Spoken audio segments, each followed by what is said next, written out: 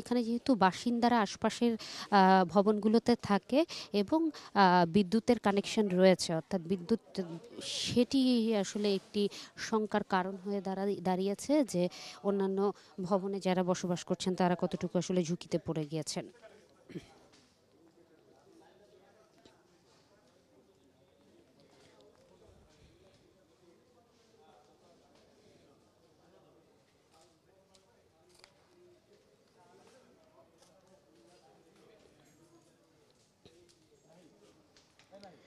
এই বাড়ির যদি একটু বিস্তারিত জানিয়ে রাখি, সেটি হচ্ছে এই যে বাসভবন, এটি সুধা সদন নামে আসলে পরিচিত এবং এটি শেখ হাসিনার আসলে স্থায়ী যেই বাসভবন সেই নামেই কিন্তু সকলের জানা। স্থানীয় যারা এখানকার রয়েছেন তারাও কিন্তু আমরা যখন আসছিলাম ধানমন্ডি 32 হয়ে এই পথে, তারা খুব সহজেই বলে দিচ্ছিলেন, বিভিন্ন ধরনের আখ্যা দিয়ে বলছিলেন বাড়িটির নাম।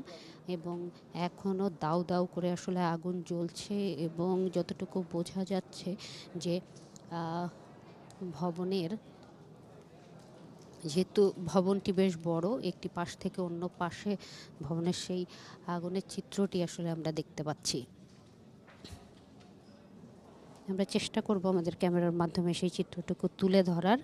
আমাদের ক্যামেরায় আছেন সহকর্মী তপন। আমরা চেষ্টা করব সেই চারপাশের অবস্থাটুকু দেখানোর তার মাধ্যমে।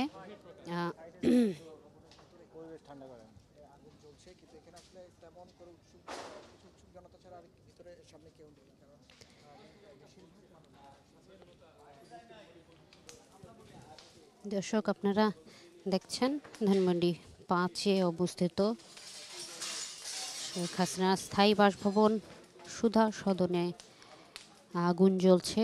বিক্ষুব্ধ যেই ছাত্র জনতা, তারা নিজেদের ক্ষোভ প্রকাশে এই অগ্নিকাণ্ডের ঘটনা ঘটিয়েছেন এবং দীর্ঘদিনের যেই শোষণ বঞ্চনা, যেই ক্ষোভ, তারই বহিঃপ্রকাশের অংশ হিসেবেই কিন্তু এই ঘটনা।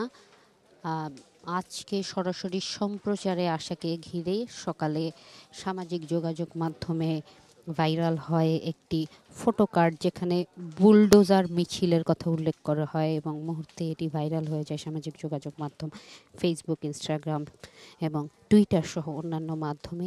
এরপরেই একে একে সাধারণ মানুষ জড়ো হতে থাকে ধানমন্ডি 32-এ, যেই চিত্রটি আমরা এতক্ষণ দেখাচ্ছিলাম।